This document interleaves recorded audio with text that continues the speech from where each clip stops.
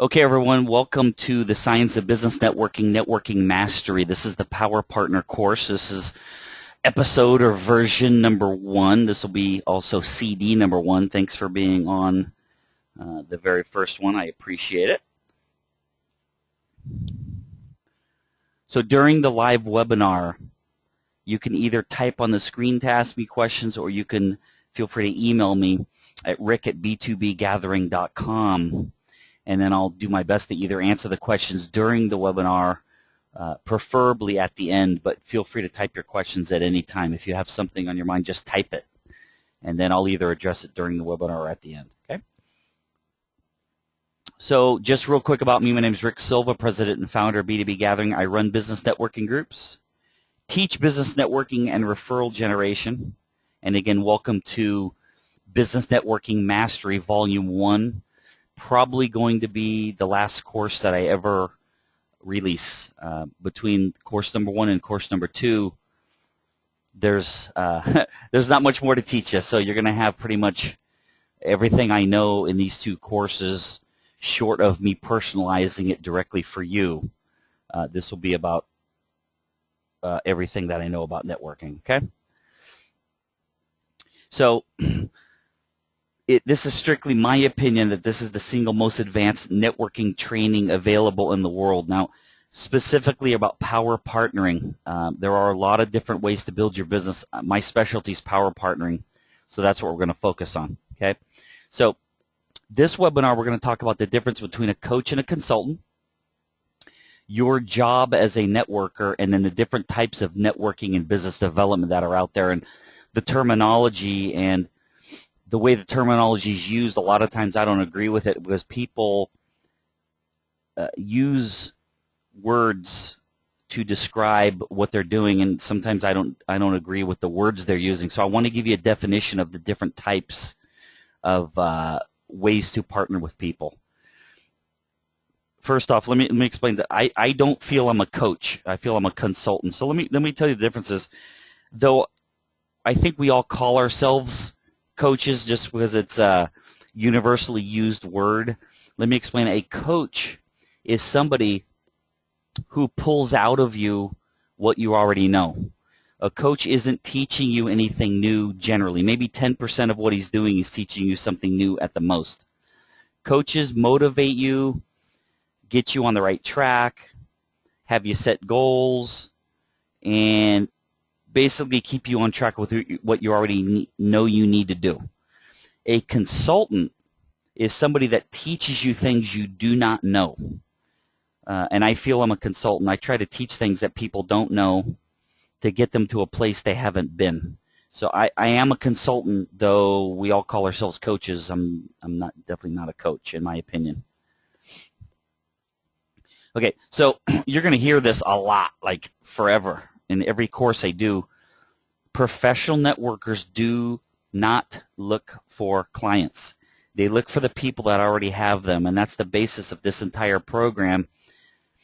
Is if you're spending your time looking for business, you are not spending time servicing your clients. Other people should be sending you business. As long as you are sending them business, that's the key. So one of the major advantages, a major advantage to being highly networked is the more referrals you have coming to you without effort means you can spend more time on customer service and less time on business development.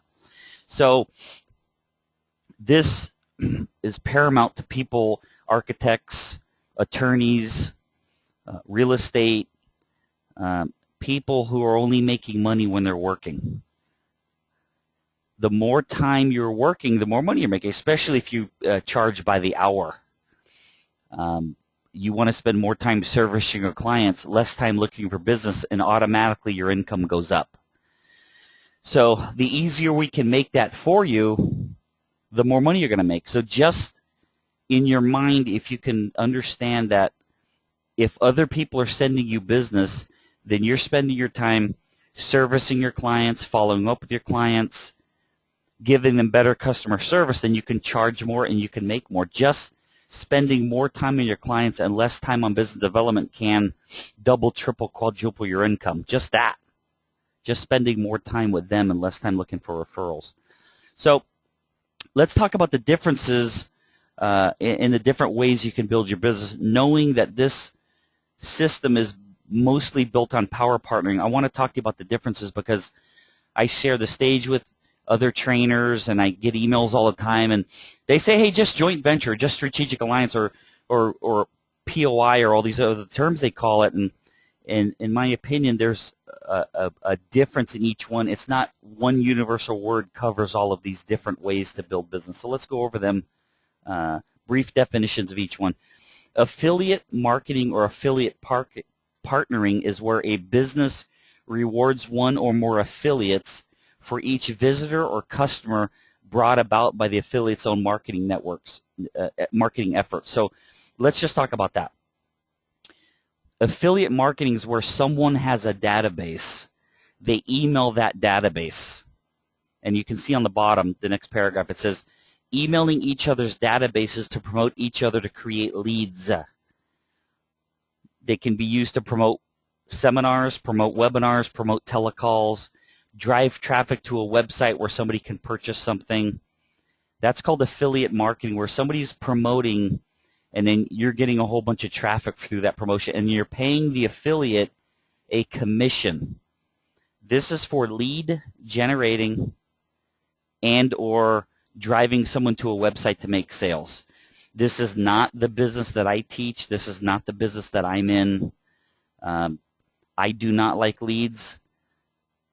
But having said that, if you have a product that sells on the internet, or even Mike, who's on the webinar today, has a storefront, generating leads for a storefront, getting people to walk through the front door, I would use affiliate marketing. In my business, everything is one-on-one, belly-to-belly. I do not want leads. They take too much time. But Mike's already at his storefront, so generating leads is no problem for Mike because they're coming to Mike. The main reason I don't like leads is because they're too hard to close, they take too much time, and there's a lot of tire kickers, and when I have to drive to meet people, it's just a waste of time for me. But if they're coming to me, I would do it. I'm just not in that business.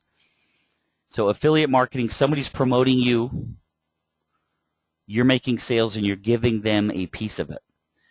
Private labeling is if you have a program, a product, a service, somebody takes it and puts their name on it and sells it, and then you get a piece of that. You guys are going to laugh, but there was a time where I was a nationally ranked bowler. Yes, a bowler, and most of you probably don't bowl. But there's about 15 or 20, maybe even 30 different brands of bowling balls. They're all made by the same Ford company. And then what they do is they just stamp the other company's name on it. Budweiser has its own bowling ball. If I'm not mistaken, it's made by Ebonite. But this happens in just millions of different industries. Mercedes-Benz makes the smart car, but it doesn't say Mercedes on it. Mercedes makes engines that go in many other companies' cars, and then obviously in airplanes, things like that. So it's when you have a product or a service and they take the name off and put their name on it and make it like it's theirs. And then you would get a commission on that. Joint venturing or cooperative agreement. A joint venture takes place when two parties come together to take on a project or to tackle a larger problem. It can also be when one person brings in another and bills them out at a profit. So many examples of this, but again, let's just look at the definition. A joint venture takes place when two parties come together. It could be as simple as an accounting firm and an attorney's office goes in because a company's doing a merger and they have to merge the Peachtree accounting software to match both companies. And maybe the accounting firm's coming in. In fact, let's use accounting and IT. Accounting firms coming in to do the software migration, but they need to bring in an IT firm to do the IT configuration to get the computers to be able to read that software. So generally it's when two people, generally it's two companies come together and tackle a project, and or the coaching example on the bottom. And I have a coach in one of my groups that you all know. His name's Brad. And what Brad has done and sometimes still does is he does some real estate coaching for a very large real estate corporation. They generate the clients. They hand the clients to Brad with a markup. So they might charge the client $800 a month and pay Brad $600. So that's an example of a joint venture or cooperative agreement where they're bringing people in for a specialty that they don't have and doing a markup. So that's joint venturing and or cooperative agreement. Now, strategic alliances are bigger. They're bigger, they're ongoing. So joining forces and resources. Examples are Safeway and Jamba Juice, or Safeway and Starbucks, or Nestle and Rolled Gold Pretzels, which we'll talk about here in a second. It's on a much larger scale where they almost form a company together. So if you fly, for instance, I think I fly Southwest. I can't remember what brand pretzels, but they brought that brand of pretzel in, so those pretzels get exposed to all of those flyers on Southwest. They're paying for that, and it's ongoing. So here's some other examples of strategic alliances. So Marcella has a BMW, and she received an email as a follow-up to a repair, and it said, get a quote here. BMW Performance Insurance provided by Liberty Insurance. So BMW has formed a partnership with Liberty Mutual. People get that email from the BMW database, and then obviously if they do it, guaranteed BMW is getting a piece of that. Crest and Glide Floss. So Crest specializes in toothpaste. Glide specializes in dental floss. Now, I don't know if either one of those companies bought each other out, but you can get those little sticks with the little white Glide floss in it, and it's coated with Crest to make your breath better. So that's a strategic alliance. Safeway is just, they're the masters. So they've got a Jamba Juice in their store. They've got a Wells Fargo in their store. They have Starbucks in their store. I mean, you talk about streams of income. It's just beyond belief. They have all of these different food products in there. And then while you're there, heck, you can get a juice. You can do your banking. You can get coffee. So there are many, many, many, many, many people who go into Safeway to get juice, banking, and coffee. And, oh, yeah, I forgot. I need this and this and this. Or the reverse is they go to Safeway to do the grocery shopping. Oh, what the heck? Why don't I get a juice real quick? Or why don't I take some money on an ATM? Or why don't I get some coffee? So these are companies that are making money off of each other on an ongoing basis, and it's generally pretty large. 800 Got Junk and Hoarders Gold is another one. One of my favorite sandwiches, the Cheesesteak Shop, they formed an alliance with Amoroso's Bread, which is East Coast. That Amoroso's Bread was founded on the East Coast. They're using the real bread that you'd get if you're in Philadelphia. Xerox and Virgin Call Center. Xerox is really good with technology and making equipment. They hired Virgin to run the call center. They're specialists in technology, not specialists in phone systems and building out entire buildings to take all these customer service calls. That's not their specialty. GE and Budweiser is another one. And then Nestle and Rolled Gold. So I want you to think about Nestle is a chocolate company. Rolled Gold specializes in pretzels. So Rolled Gold had an option. Start a chocolate factory, and Nestle had an option. Start a pretzel factory. Or join forces, expose the pretzel people to Nestle, and Nestle expose the chocolate people to pretzel. That's a strategic alliance. See, it's on a little bit of a larger scale than a cooperative agreement or a JV. All right. So let's talk about power partnering, which is the basis of this program. Goes by many names. Power partnering, collaborative partner, a person that is a circle of influence. There's lots of other names for it. The basic premise behind is introducing each other to each other's clients at a specified time to solve a specific problem that that client is having, or is bringing in other professionals to help serve each other's individual clients better. So you have a client that has a problem, it's not your specialty, you bring in another professional to solve it. That's the basis of power partnering, okay? So let's talk about what power partnering is used for. It's used to find customers. It's used to refer your customers to power partners when they need their services, receive customers from power partners, refer non-customers to power partners. There might be people that, for instance, Jen is a BK attorney. She doesn't do business law. Somebody might go, hey, I heard you're an attorney. I need this form of business.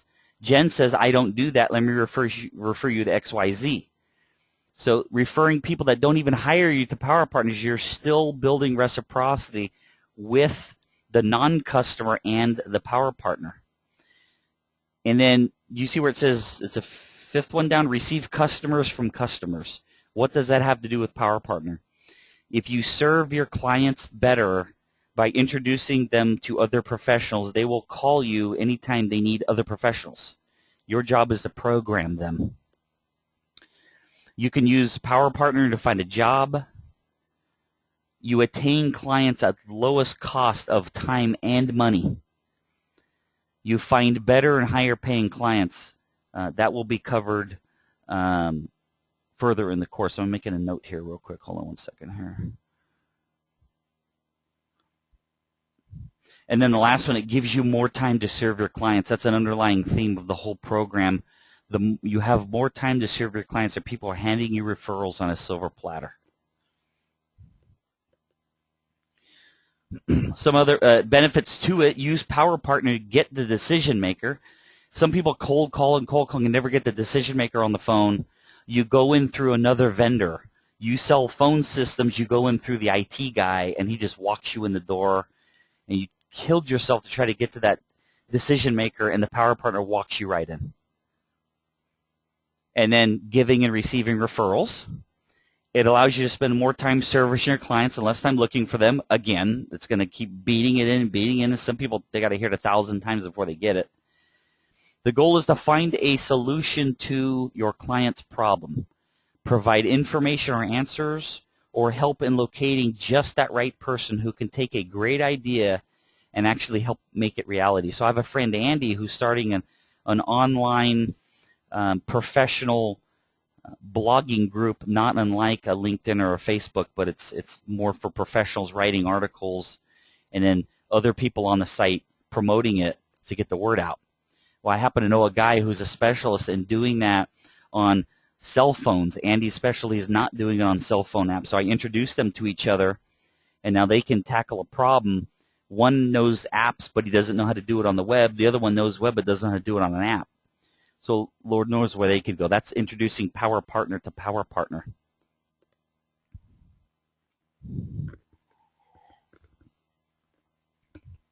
I show these slides at a lot of my webinars, but if you're looking for business, this is basically what you're doing. You're cold calling. And if you have the money to do it, you're advertising. But if you're not tracking it, you're completely wasting your money. Now, two of the people out of the people that are on here, I know for sure there are 2 people on this webinar right now that cannot advertise. So advertising only works if you can even do it, and then you're getting very few referrals, especially having gone through these courses. This is my goal for you, to have the red completely disappear, and then spending money on advertising only if you want to, and then so many referrals coming in, you don't even worry about that other stuff. Power partnering, the single most important concept you must master in order to build a referral-based practice. You have no choice but to become a professional networker, unless you enjoy cold calling, or you can pay lots of money for advertising. So all we're doing in this webinar is laying a foundation, letting you know the importance of power partnering. Okay, so we have sources of referrals. Now, the thing I want to make very clear, is that's you on top. And you see a box on the left and a box on the right. And if you notice, the arrow isn't just aiming at you. Most people network to get business, and that's really not why we should be networking. We're networking to help other people get more business. You get business in return from that. So sources of referrals on the left-hand side, clients. Your past, your current, your future clients. Another source of referrals is power partners, and that's what the whole entire course is about. That's why those lines are blank. On the left-hand side, earning referrals from past, current, and future clients, that's a Networking Essentials course. That's the Silver program. That's the Basics program that you all have. This program is the Networking Mastery course, which is the Power Partnering program. When you get this side down, then you got them both down. So I've told this story, but I'm going to give you more detail on it. So this is a true story. In my recruiting career, I worked for a guy who worked half days, 4 days a week. He'd only outperformed 3 other recruiters. I was one of them. He earned $960,000 his first year when he went out on his own. We worked together in another company. He started his own company. I became his first employee. He did $960,000 that year. I was 30 and he was 26. And it would piss us all off because he was never there, and he made way more than all of us combined.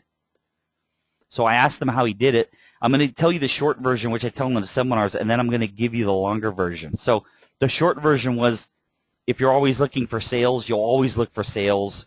If you create relationships, you build a career, and you never have to look for sales. So after I explain this slide, I'm going to tell you the full story. So I probably have studied this one idea for way over 1,000 hours now and turned it into this course. So here's the full story. The 3 of us, not the owner that made all the money, but the 3 of us, we spent our days on the phone, banging the phones all day looking for business, trying to find a job to fill. So I was a recruiter. So I'm calling HR managers and staffing managers and directors of engineering and asking them if they have any open recs or requisites that we could fill. And they'd give us one, and then we fill it, and then we got to go crush the phones again. And then we fill that one and crush the phones again. It was this never-ending cycle of find business, get business, close it. Find business, get business, close it. He happened to be opening up his front door. This is the story behind it. He happened to be opening up his front door. His neighbor was walking in, and his grocery bag broke, and food fell all over the ground. So the gentleman that I worked for walked over and helped pick up his groceries and take them in the house. And they'd smiled at each other, but they never really talked before. So the guy he helped goes, "What do you do?" He goes, "I'm a recruiter. I specialize in IT recruiting." So believe it or not, this gentleman was the senior VP, and I wish I could tell you the company names, but in Milpitas and Sunnyvale, a very, very, very successful, guaranteed you heard of it, internet/cell phone company.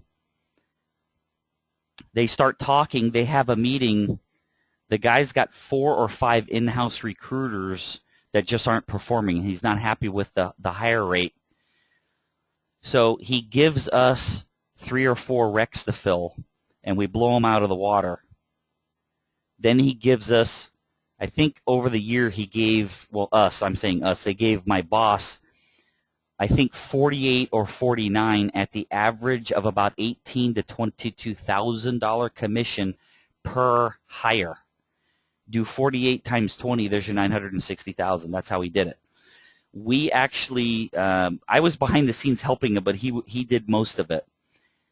The 4 of us, ran the entire in-house $100 an hour in-house recruiters out. They got rid of all of them, and they brought us in, and we took that entire company over. So I'm crushing the phones all day long to try to make a sale. He meets one man that hands him 48 pieces of business. He makes $960,000. He spent all of his time making hires. We spent all of our time trying to find jobs to fill. That's why he made 8 times more than I did. That's called power partnering. The definition of a power partner is someone who calls on, sells to, serves, and consults the exact same person you do. We're going to get into more detail because there's multiple different types of power partners. This is the life that you need to lead. You're in the middle, so whatever you do for a living, put yourself in the middle. And these 3 pinwheels are different networks that you're in. You might be in one of my B2B gathering groups. You might be in a BNI or LaTip group. You might be in a Rotary group. Other organizations, you have these networks built, and they're all over the city. In fact, it could be in multiple cities. Where we live in California, I mean, there's 7 cities within 20 miles. So one pinwheel might be one city, another pinwheel might be another city, and another pinwheel might be another city. One of your jobs as a professional networker and a professional power partner, I just made that up, is to introduce power partners to power partners. Introduce your sphere to your sphere. You built the network. Why would you keep it a secret? This screen is what the basis of this program is built on. So, Rick, how do I joint venture, form power partner relationships, strategic alliances, fill rooms for seminars, double or triple, or I promise you even up to 10-fold your income? There's someone on this webinar that has 10-fold their income with this training. Get referrals from Facebook and LinkedIn. Guess what? That's what the program's about.